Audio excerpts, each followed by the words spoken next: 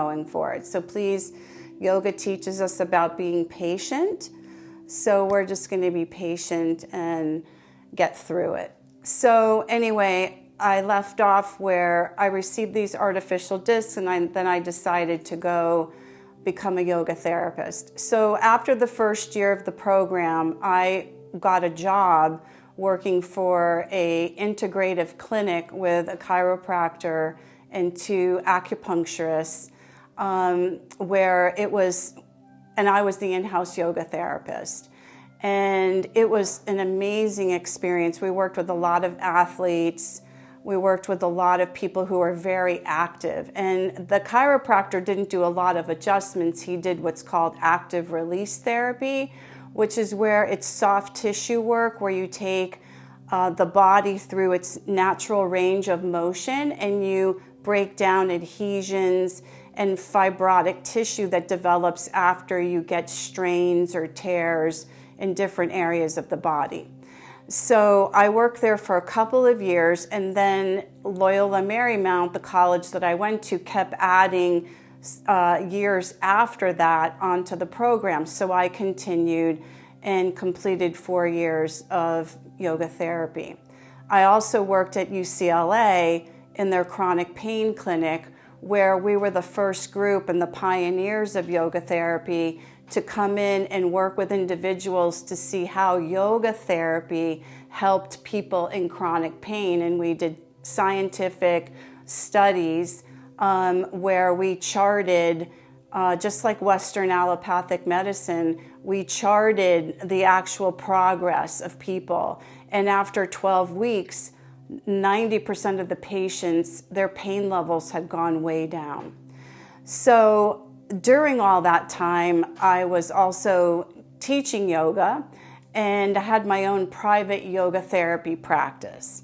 Now, recently, because of COVID, here in the US, and I know India is struggling as well, I've had my own studio, and I was teaching at other studios, but I decided to close mine because it was just too much to teach and to do private therapy and run the studio all at the same time. So I was teaching at other studios, and unfortunately the studio that I was teaching at for the past 5 years and helped them open had to close because of COVID. They couldn't stay in business. So that forced Karun and I to completely take our business online, and now that's where we created Makara Yoga Shala, which is a deep place of learning. So anyway, so the question is, what is a yoga therapist and how does that differ from a yoga teacher? Well, first of all, we have over 1,000 hours of training in the classroom. We look at people from a totally different perspective. So people will say to me, well, what's the difference between a yoga therapist and a yoga or a physical therapist? And a physical therapist will look at the individual. So you go to a physio and you have a back pain, and the physio is going to say, okay, we're going to do this, this, and this to treat your back pain, and that's it. They'll do electric stim, they'll do ultrasound, they'll give you some exercises, and then you pretty much will go away. You'll get better, or then you'll move on to the next level of care. Well, with yoga therapy, we look at the totality of the whole person, and we do that through the kosha models. So when a person comes to me to be assessed as a yoga therapy patient or client, I'm looking at all of them. So say somebody comes to me and they're having back pain and they have a herniated disc. Well, okay, that's the structural issue that they have. So that would be the Annamaya kosha. So that would be, I would be looking at the physical body. Then I would look at their breath. So during my interview or assessment, I would take them through, the first thing I look at anybody is watch their breathing, because especially those of you who are studying yoga, the breath is everything. If you can't breathe, to me, you can't do yoga. So I assess their breathing pattern, and that tells me a lot about their stress level, how they're using their breath, if they have neck issues, if they're not breathing properly, they're not using accessory breathing muscles. So, and that's the first thing I teach them, is how to breathe diaphragmatically properly. Then what I go into is just some gentle linking movement with their breath, which is Hatha Yoga. And then that shows me how connected to their body they are and how they can work within their body and what kind of a learner they are. So do they need to hear it? Do they need to see the demonstration of it? Do they need to do it, or do they need all three components? And a lot of people, believe it or not, need all three. So that has me look at their pranamaya kosha, like how their energy flow is, how's the breath. Then I look at, especially if they're in pain, the manamaya kosha, which is the emotional component of them. What is their stress level? Do they have depression? Are they anxious? How's their sleep patterns? How is their diet? So I kind of look at all of that. And then I look at the Vinamaya kosha, which is how connected are they to their intuitive self? Do they have a meditation practice? Do they have any kind of, do they have wisdom? So I look at that layer. And a lot of times people don't have a good meditation practice. And so that's kind of a missing link. And so ultimately, by the end of my assessment of them, I know what they need in order to help them become well on a total level. Because anybody who has something, a disease that's going on in their body, is not in balance, right? So my job is to help them come back into balance so that they ultimately can be into the Anandamaya kosha, which is content, where they know their true nature, where they are whole as a person. So you can see that a yoga therapist is looking at the whole individual, whereas a physical therapist is just looking at a specific issue. Even if you have a knee issue, you still need to look at all of the person in yoga therapy. Now, the goal in yoga therapy, for me at least, is to get that patient or client into a group setting. So depending on their issue, I want to get them into maybe a regular Hatha Yoga class. I also teach yoga therapeutics, which is a therapeutic class where everybody in that class has something going on in their body. I have a class with the person has MS, Parkinson's, hip replacements, neuromuscular diseases. Some of it's just old age. Some of it is anxiety and depression, rheumatoid arthritis, fibromyalgia, you name it. They have all got something. That's why they're in that class. So most of the time before they can come into that class, they have to do an assessment with me because I have to know what's going on with them. Because in the yoga therapy model, to teach a class, technically you should only have 6 or 8 people because you need to give personalized attention.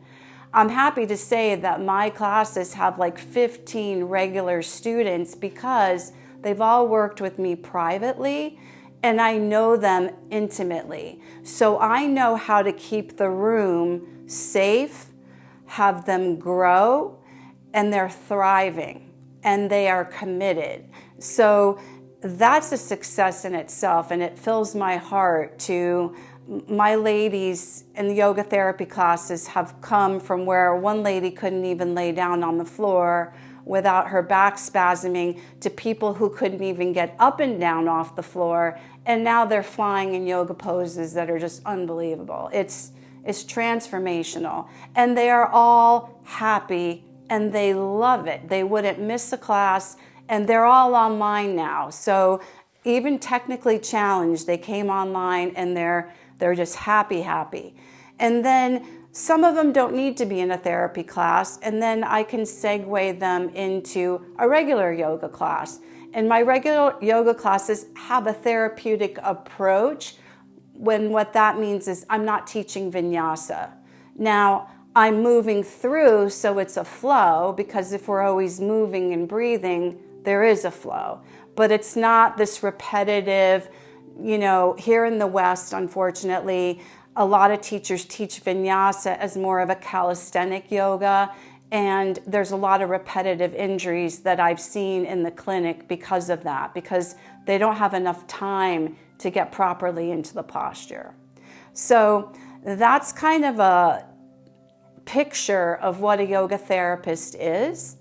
And I can share with others, because of my story, I worked through injury, and because I know how to take care of myself, I'm happy to say that, I'm maintaining. I have a lot going on in my spine still, but I'm able to function and do things that doctors are just like, oh my God, I can't believe you can do this. So my dharma and my purpose here on this earth is to inspire others to be healthy, to get into yoga, because it will change their life on every single level.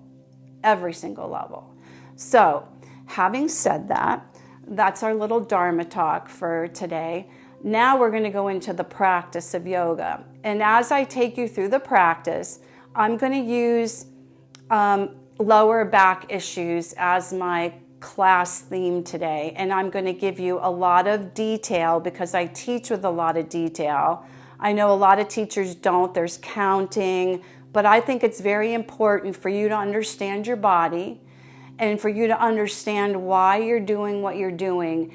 And the thing about therapeutic yoga that's different from hatha is it's hatha poses, but I'm modifying them so that not everybody can do a straight up hatha yoga pose, especially if they have injuries. So the goal is to build them up slowly so that eventually they can come fully into the pose. So as you can see, I have a block here and I have a strap. My students don't practice with this, but they're available if they need it, and sometimes they do need it, and sometimes I use it just for creating diversity in the class, but I'm going to use it a little bit tonight to kind of show you how you can modify with props. So we're going to go into a little pranayama, and we're going to go into our class. I'm sitting on a blanket because sometimes people need a little bit of a forward tilt in their pelvis to be a little bit more comfortable. So let's all now dive in to the actual practice of the yoga. So go ahead and gently close your eyes. And I start all my classes with going through the koshas. So we want to go through the body so that we can do a check-in on all the levels. So with the eyes gently closed, and then your index finger and thumb in chin mudra, just let your palms rest gently on your knees and have your elbows slightly bent so there's no tension on your shoulder girdle. Make sure your spine is nice and tall. Relax your jaw and let your tongue rest behind the roof of the mouth so that the jaw and the mouth can relax. Let your awareness go to your Ajna chakra between the eyebrow center. And then from that point, just scan your body from the top of the head all the way to the tips of your toes and into your fingers. And just make sure that you're not holding any tension in your body.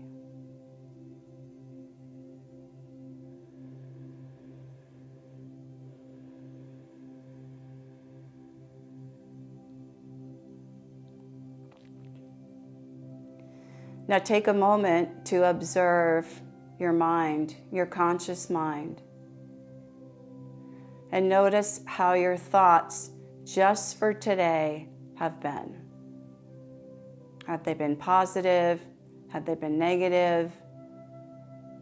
Are you constantly in one repetitive thought? Don't judge your thoughts, just notice them. And then once you identify your thoughts, notice how your thoughts create those emotions in your body.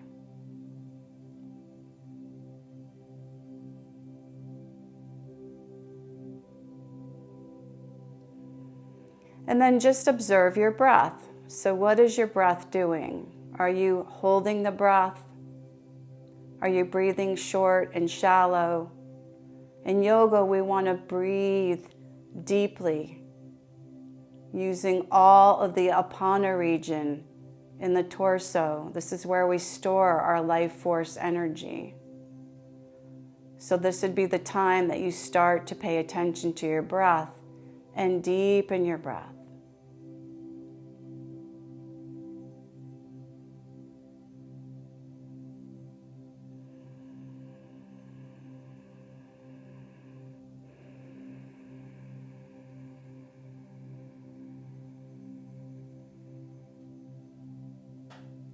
And as you watch your thoughts, as though you're observing or you're the witness to those thoughts, start to deepen your breath, and with your tongue resting on the roof of the mouth or behind the top of the teeth, see if you can create the sound ha on your inhalation and on your exhalation. We're engaging in the Ujjayi Pranayama, creating a root lock called Khechari Mudra so that you have a steady flow of the breath.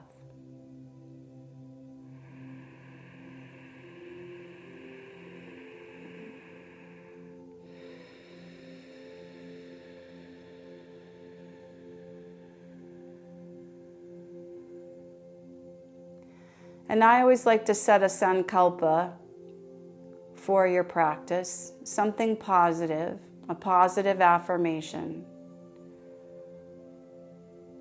And you'll state it 3 times in your own quiet space so that you can draw the energy to you to manifest that sankalpa.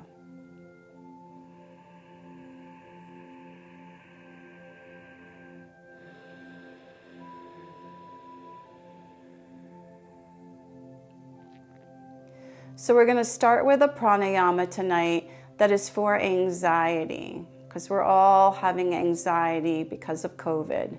So we're going to inhale for a count of 4, then we'll hold the breath for 7 counts, and then we'll exhale slowly for 8. We're going to do that for about 4 rounds, and I will count for you. So with the spine nice and tall, begin to inhale 1, 2, 3, 4. Pause.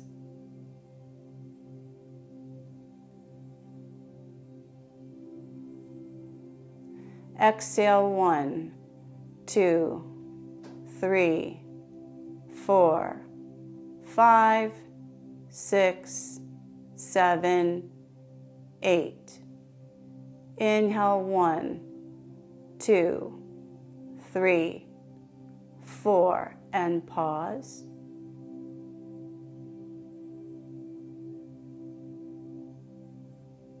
Exhale 1, 2, 3, 4, 5, 6, 7, 8. Inhale 1, 2, 3, 4, and pause.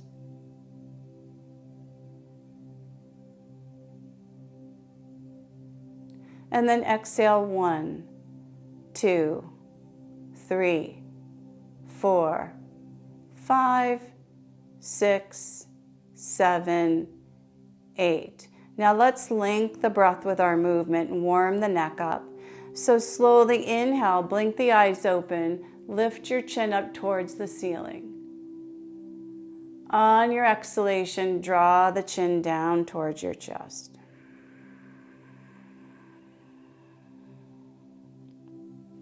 Good. Inhale, bring your head back to neutral. Now, as you exhale, I'm mirroring you. Slowly turn your head over to the right and keep your shoulders nice and relaxed. No shoulder movement, just the neck. Inhale, you're slowly coming back to center, and then exhaling, you're gently turning your head over to the left. Good. Slowly, as you inhale, come back to center. Exhale, pause here. We're going to do it one more time. So inhale, lift your chin up towards the ceiling. Exhale, draw the chin down towards your chest. You're just noticing tension between the shoulder blades and into the neck muscles.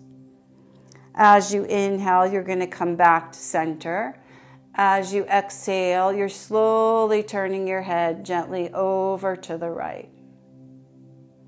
Good. Slowly inhale, come back to center, and then exhale, gently turn your head over to the left. Good. Slowly inhale, come back to center, and then exhale, you'll pause here. And then let's go ahead and release our legs and shake them out. And if you're on a blanket, you can remove your blanket. You don't have to, but if you want to, that's a choice. And now we're going to just assess the spine. So again, we're using this as a lower back issue. So we just want to move forward and back just to start to release some tension out of the lower back. And so there's two things. There's two types of conditions in the spine that are quite prevalent. It's usually a bulging or herniated disc. And as the body ages, you usually get what's called degenerative disc disease, or maybe called stenosis. So depending on what your diagnosis is, you want to be careful with certain movements. So if you have a herniated disc, folding forward might be a little bit challenging. So you would want to tell your students to maybe not go so deep. So this movement is just giving you some feedback about how it feels on your spine to go into flexion. And then as you rise, you're going a little bit into extending the spine. So this is just a little observation of what's going on in your body. Good. Now, you're going to slowly, gently bring your feet together into Baddha Konasana. So the feet are in praying position. And we want to start to assess the hips a little bit. The hips are the big component to low back pain. So having your hands onto your ankles, I want you to slowly just shift your weight over to your left hip, lift your right buttock off the earth, and come back to center. And then switch and shift over to the right, and come back to center. Again, shift your body over to the left, and come back to center, and then shift over to the right. Good, and gently come back to your center. Good, now you're going to bring the legs out in front of you, and now you're going to take them about 30 degrees apart. Now we're going to slowly just shift side to side, and now you're getting a sense of lateral movement, so side to side movement in your spine, what that feels like. Why are we doing this? We're warming up because you're using your warm-up for when you go into asana to really focus on the spots in your body that you need to pay attention to. Good, so you're just moving side to side here. Good, and then you're going to relax through your shoulders. Good, and then you're gently going to bring your body back to center. You're breathing the whole time. Now, a very common mistake is for everybody to externally rotate their legs when they're seated. You're not sitting in your femur is not sitting nicely in your hip socket. You want to undo that habit and have your legs straight.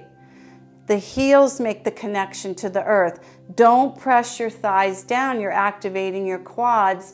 You're not going to get the stretch that you're going to need. So when you overwork one muscle, it shuts another muscle group off. You need to know that. That's very important. So let's warm up the shoulders a little bit. We're working our way up. So fingertips are on the earth. Slowly inhale and lift your right arm all the way up.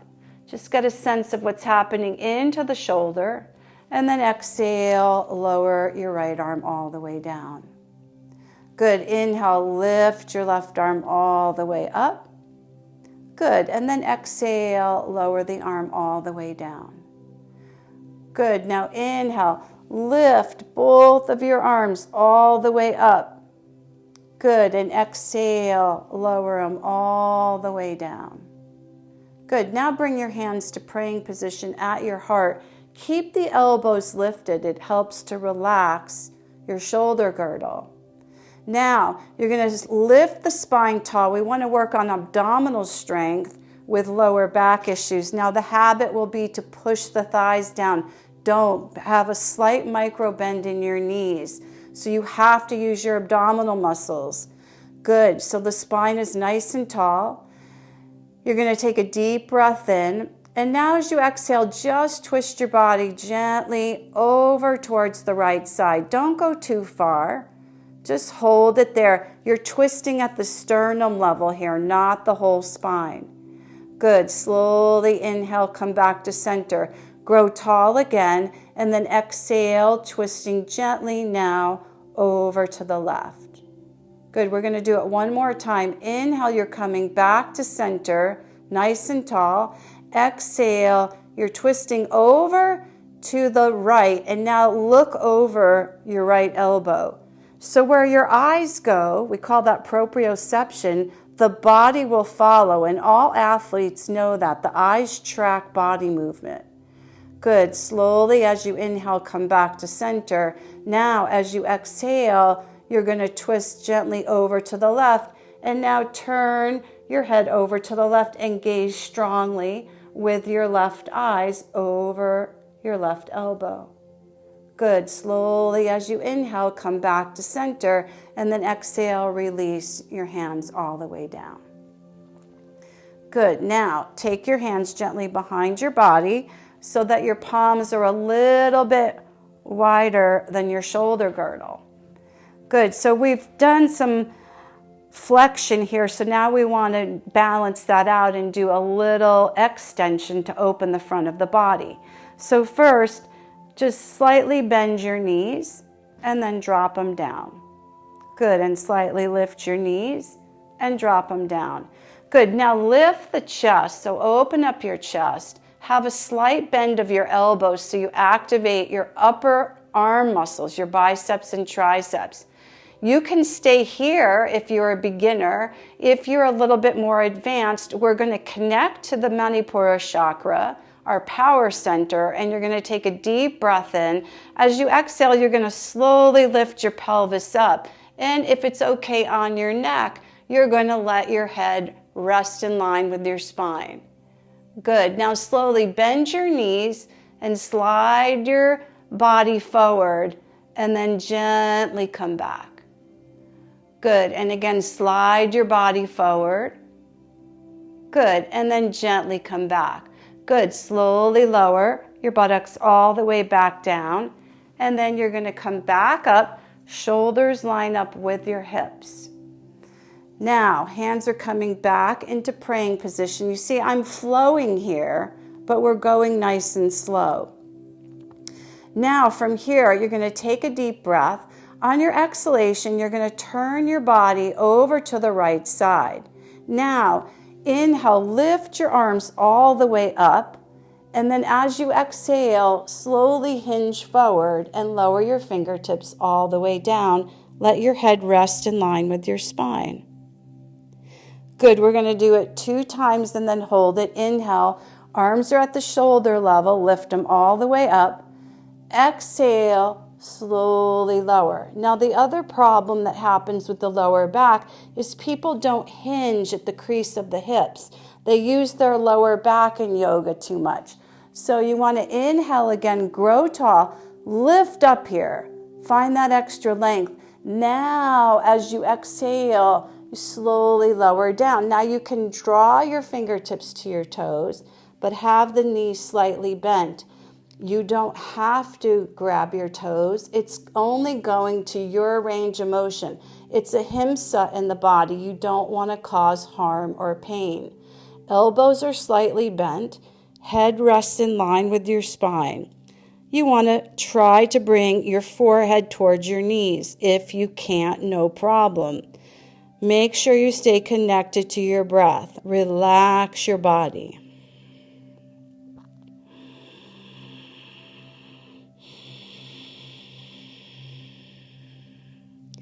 Good, then gently lift your spine tall, and then inhale, release the arms, let them be at the shoulder level, and then as you exhale, rotate back to center and let your arms lower all the way down.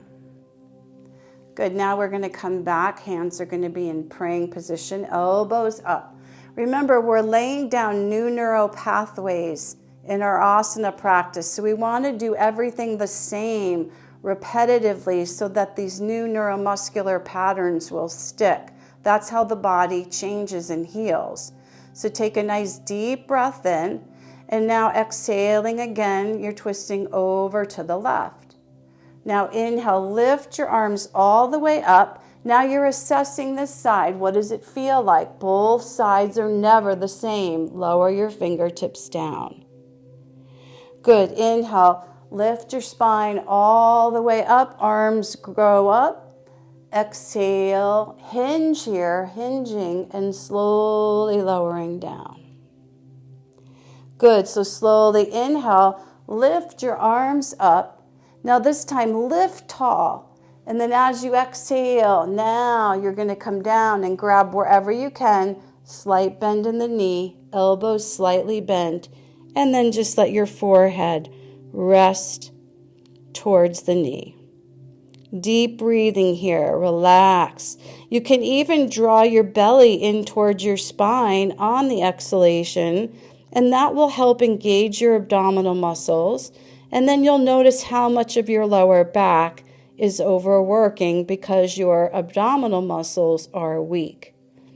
Good, slowly let your head rise, and then inhale, lift your arms all the way up. Rotate back to center. Exhale, bring your arms all the way down. Good, just wiggle your legs just a little bit. Good, now let's slowly bring your feet together. Now, we're going to bend the knees, and you're going to place your hands gently behind your back again.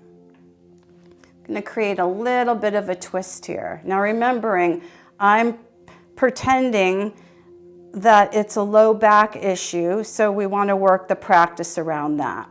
So the knees are going to be together. Again, you're going to be strong in the upper body. You don't just hang in your joints in yoga, you activate every part of your being. Take a deep breath. Now on your exhalation, see if you can twist your knees gently over to the right. Good, slowly inhale, come back to center, and then exhale, twist your knees now over to the left. Good, slowly come back to center. Good, exhale, twist over to the right. Good, gently inhale, come back to center, and then exhale, you're going to twist over to the left. Good, gently come back to center. Now, let's work on the hamstrings and work on creating strength in the abdominal muscles. So that's key for lower back issues. So let's take advantage of coming to the front of the mat. And we're going to come into boat pose. So here's level 1. You're going to have your hands here. So if you were a person who's never done yoga, you probably would be here with your hands. Then you're going to find the balance on your sacrum, so on your Muladhara chakra. So your feet can either be together, knees together, or you can have your feet hip distance apart. You want your chest to be lifted here. Now, if you've practiced or you have pretty strong abs, you can lift your arms up. So you want to, this is working on balance, working on abdominal strength. Good, breathing nice and deep. Don't hold your breath. Good, take another deep breath. Good, and then gently bring your feet to the earth, and we're going to take advantage of that and slowly come down. So lift your chest. We're going to lower down for a count of 12. So 12, 11, 10, 9, 8, 7, 6, 5, 4, 3, 2, and 1. Come all the way down. Let your legs be nice and straight. And then take your arms up and over your head, interlace your fingers, and reach your palms away from you. Let's stretch all that out. So take a nice deep breath in. And then as you take the breath in, hold your breath, stretch through your toes, stretch through the palms of the hands, and then exhale through your mouth. Good. Gently lower your arms and bring them all the way down. Now slide your left heel towards you and slide your right heel towards you. Why we slide is because it helps the knees to track properly so we don't have knee issues over a length of time. So we want all the joints to track nicely. Okay, so now we're going to do some abdominal exercises. So slowly bring your knees up to 90 degrees. Good. Gently take your right hand behind your head. Now extend your left leg all the way up. Take your left palm onto your left leg. Press your low back into the earth. Take a deep breath. On your exhalation, lift straight up and slide your fingertips up your shin. Good. Inhale, lower down. Exhale, lift. Good. Inhale, lower. Exhale, lift. Good. Inhale, lower. Exhale, lift. Good. Inhale, lower. Exhale, lift. Good. Inhale, lower. Exhale, lift. Good. Inhale, lower. Exhale, lift. Good. Inhale, lower. And then exhale, lift. Good. Inhale, lower all the way down. And then bend your left knee. And now take your left palm behind your head and take your right palm onto your right leg and extend your right leg all the way up. Elbow is out wide. Press your lower back into the earth. Take a breath in. Exhale, you're lifting. Good. Inhale, lower down. Exhale, lift. Good. Inhale, lower. Exhale, lift. Good. Inhale, lower. Exhale, lift. Good. Inhale, lower. Exhale, lift. Good. Inhale, lower down. Good. Exhale, lift. One more. Inhale, lower. Good. Exhale, lift. Good. Inhale, lower down. Bend your knee at 90 degrees. Release your left hand. Bring it alongside your body. And now gently bring your feet to the earth and have your feet hip distance apart. So that's working the lower paraspinals. Those are the stabilizers of the spine. So you want to slowly just move your knees a little bit side to side, just to release any tension that you might have created from that sequence. Okay, good. So now let's check out the hamstrings, because hamstrings play a big role in lower back pain. So most of the time, because we're all sitting too much, our thighs, our quadricep muscles have become really tight. And because our hip flexors were sitting all day, the hip flexors are short and tight, and they're pulling us forward, and then we're using our lower back for everything. So this is an opportunity to wake up the hamstrings so that they can do their job. So let your arms rest alongside your body, and then slowly inhale, extend your right leg all the way up. Gently exhale, bend your knee. So we just want to activate them. Inhale, extend your leg all the way up. Good. Exhale, bend your knee. Good. Now inhale, extend your leg all the way up. Now, if you have tight hamstrings, you could have a strap. Otherwise, you interlace your fingers behind your right thigh. Now, from here, I'm going to teach you a little trick. This is called nerve flossing. And it helps to floss the sciatic nerve that so many people struggle with. It literally takes the nerve and flosses it through the tissue. So what you do is, and you have to be gentle because nerves can get very cranky and angry, so you want to be gentle, is you want to take your ankle and rotate your big toe, so the big toe, in towards the middle of your body. You're probably going to feel that into your calf, maybe your ankle. You're going to feel the tightness. Now, with your ankle rotated, point your toes towards the ceiling and flex your foot. Then point and flex. Good. Gently point and flex. One more time. Point and flex. And then you rotate that foot back to center, and then you feel a gentle release, not only in the hamstring, but also into the sciatic nerve.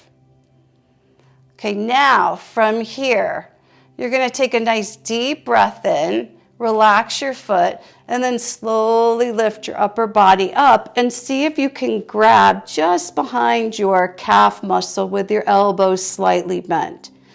Some people try to bring their forehead to their knee. You're going to stress your neck out. Try to bring the knee to the forehead. Then take your left leg out so it's about 45 degrees extended. And you're going to stay here for one breath. And again, we want to work abdominals. So after you take that breath, you're going to then reach your arms forward. So you're activating your whole abdominal area.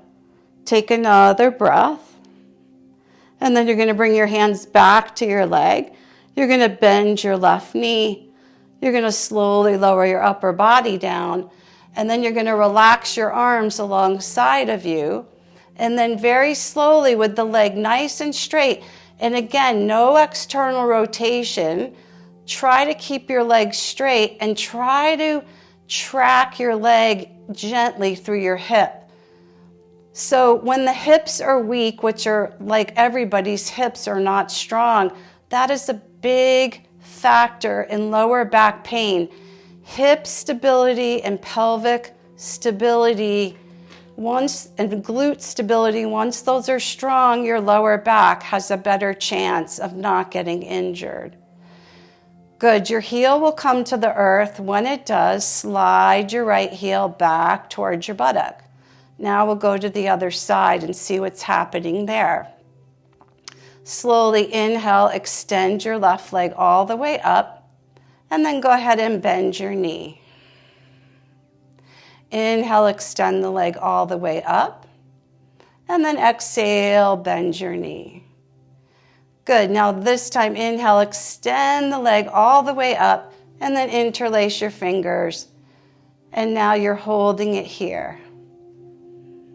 Now, slowly rotate your ankle in towards your midline so the big toe goes into the middle of the body. Point your toes and gently flex. Good. Slowly point and flex. Good. Slowly point and flex. One more time. Slowly point and flex. Good, now relax your foot, bring your foot back to center, and then you notice you can open up and go just a little deeper. Good, now take a breath, and then on the exhalation, slowly lift up, and then see if you can bring your hands gently to the calf muscle, elbows are bent. Good, now extend your right leg out about 40 degrees. Try to bring that knee towards your forehead. Good, take a breath in and exhale it out. Good, then release your arms, and then you're here working your abdominal area. Good, take one more breath. Gently grab the back of your calf muscle, bend your right knee, slowly lower all the way down. Relax your arms, and then gently with a straight leg, slowly bring your left leg all the way down.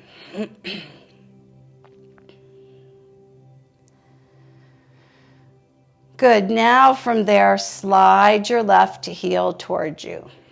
Now we're gonna come into bridge position. So feet are gonna be hip distance apart, and your heels are gonna be close to your buttocks, to your glutes, and then you're gonna walk your shoulders towards each other just a little bit. Find the position on your feet, the four corners, so don't rotate out. Make sure you've got the 4 points on your feet nice and connected. And then from there, you're gonna slowly lift your pelvis up. So gently lift the pelvis up. Now, we're working the posterior chain muscles. Those are the supporting postural muscles that keep the body upright. And these are usually the weakest. Hamstrings, glutes, spinal erectors. So you can't bridge enough with low back issues. Bridging is your best friend. Good, take another deep breath. And then very gently let your spine peel down and slowly and gently peel your body down. Good, once you come down, bring your knees in towards your chest, hug them in nice and tight, take a deep breath, and then as you exhale, slowly lift up. Good, take another breath. And then gently let your head come all the way back down.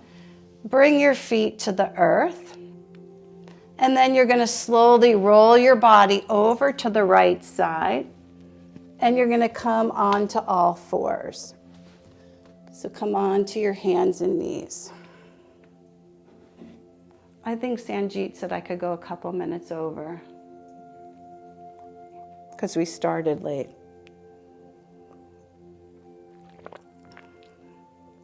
I'm just trying to give you all the basic poses, especially for back stuff. So now you're going to come on to all fours. Your palms are going to come under your shoulders. Your knees are going to be under the hips. Bring the knees a little bit closer together. Good. Now, if you don't have neck issues, you can look gently forward. So you have your drishti, your focal point. Now, this works on balance and spinal stability. Take your left leg back.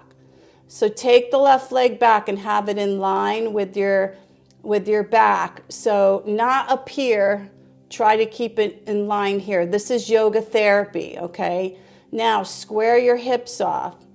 Now, you can stay here for working on balance and glute strength. If you want to take it a little bit deeper, you can take your right arm forward.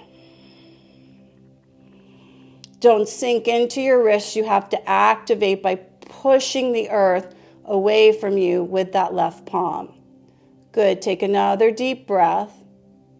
And then gently bring your palm to the earth and bring your knee gently to the earth. Now, in yoga therapy, if people have knee issues, they can put a blanket underneath the knees. Good. Now you're going to rock back to center. My oldest student is 84 years old, and she's a rock star. So my students are anywhere between 18 years old and all the way up to 84. So at certain times you have to give variations. Okay, so now look forward, and now take your right leg back and have it in line with your spine. You're looking forward, shift your weight so that you're finding symmetry, and square your hips off so that you're not rotating the hip. Then, if you want to take it further, take your left arm forward. Don't forget to breathe. Be strong in the pose. Yoga builds resilience to take out into your life. What challenges you on the mat, you learn a lot about yourself in challenging poses. Do you quit? Do you give up? Do you say you can't do it? Focus on your breath. Take another breath in, and then bring your palm to the earth, and then bring your knee to the earth. Now, a lot of people can do this in yoga therapy. We're going to take it right into plank position. So extend your left leg, extend your right leg. Now you're into your plank. So buttocks are slightly lifted and you're soft in the shoulders. So you're working your abdominals. Common mistake is to be way down here. You're going to hurt your spine and you're not going to be activating your abdominal muscles. Good. Take another breath and then gently press it into inverted V or downward facing dog.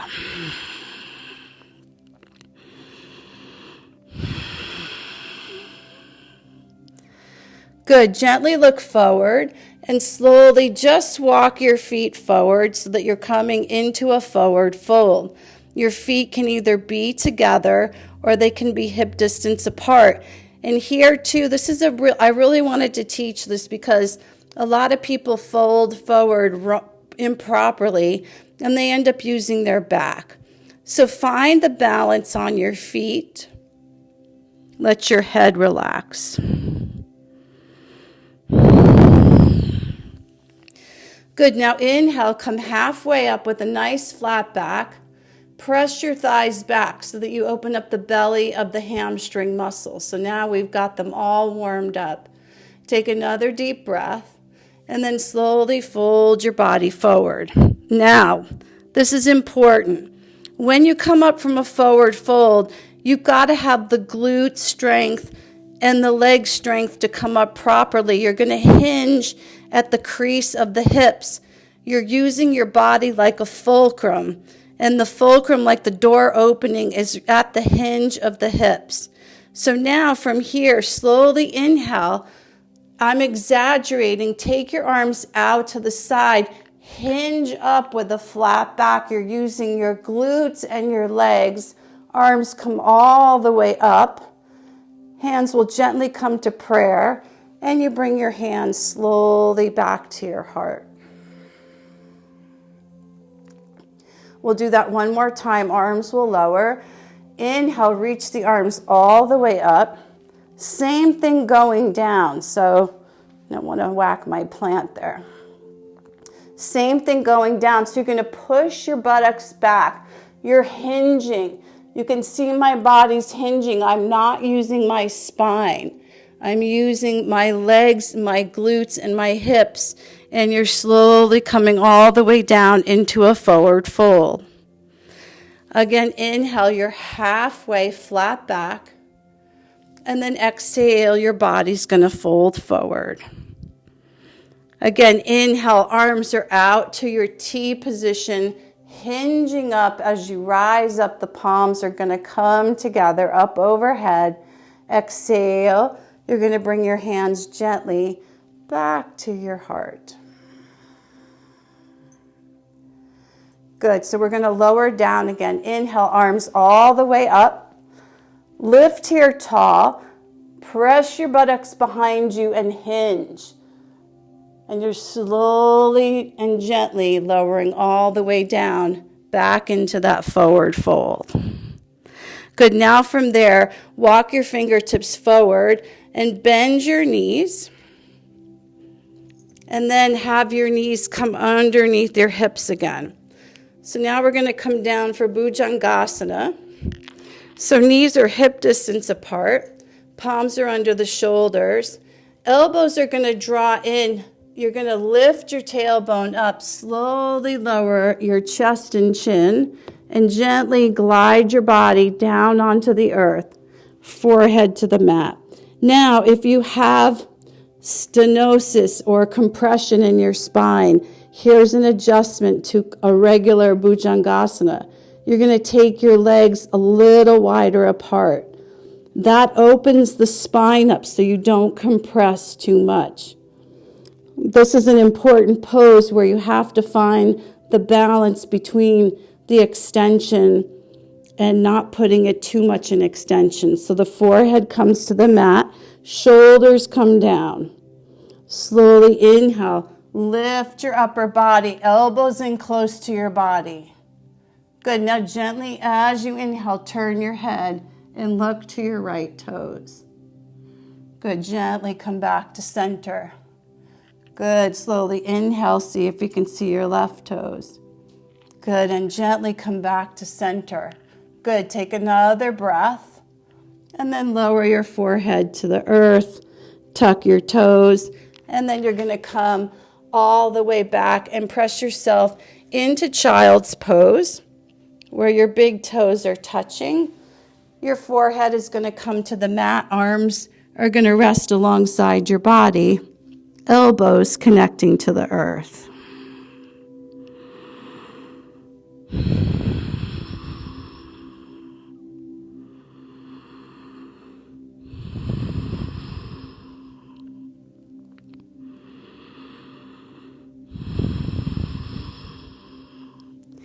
Good, slowly bring your palms under your shoulders.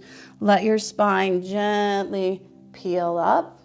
As we come into Vajrasana, our hands will come to our heart. So that's an abbreviated practice. We're going to come now into Shavasana. So through the koshas, even in the yoga class, we hit all the koshas. We started with meditation. We checked in with our emotional body. We moved the prana. We address the physical body through the asana. Now we're going to go to the Anandamaya kosha, which is where we are coming to our true nature, back to the Atma. So you're going to shift your weight to your left hip and bring your legs out in front of you and slowly find your way all the way down onto your back into your Shavasana.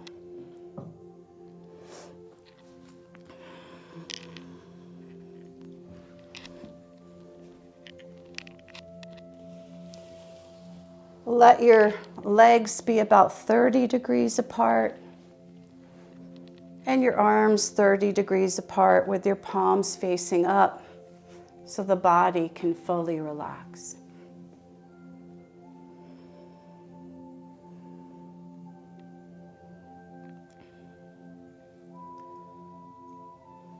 Coming back to the Ajna chakra between the eyebrow center. See your body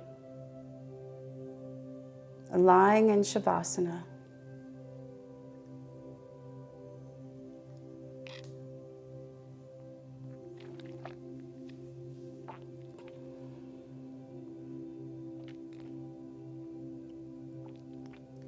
Just let your awareness flow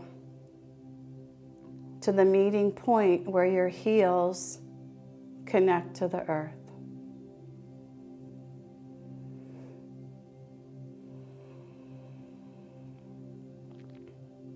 Your buttocks and the earth.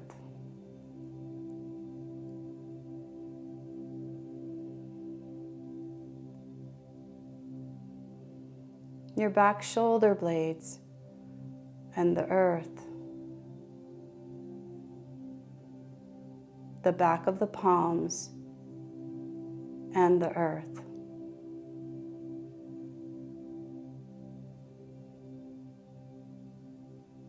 The back of the head and the earth.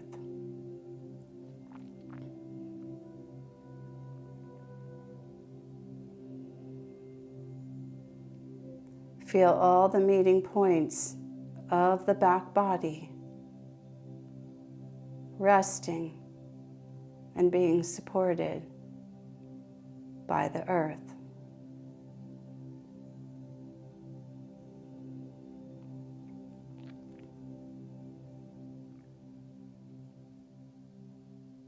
Let your front body be light.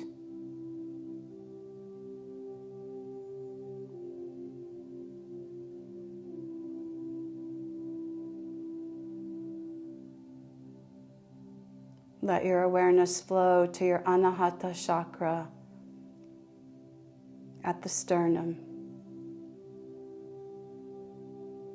And say quietly to yourself, so hum.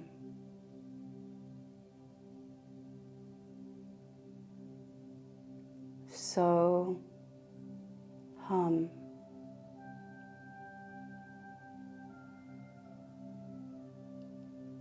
So hum.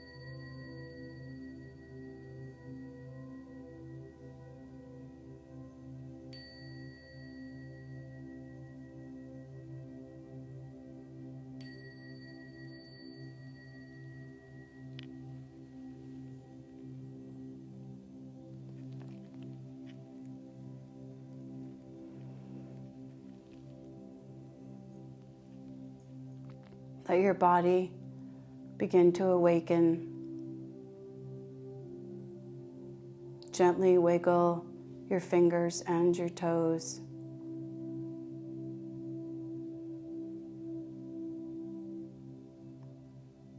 Softly blink your eyes open.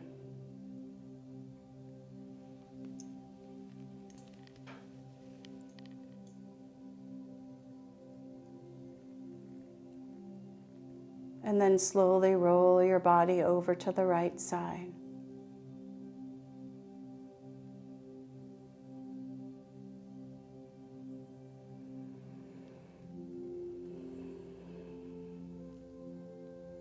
Gently press yourself up to a seated position.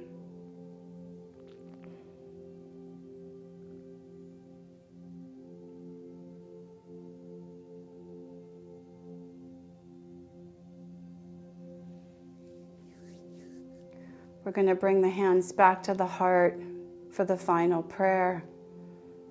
We're going to chant Loka Samasta Sukhino Bhavantu. So with a nice tall spine, take a deep breath in. Loka Samasta Sukhino Bhavantu.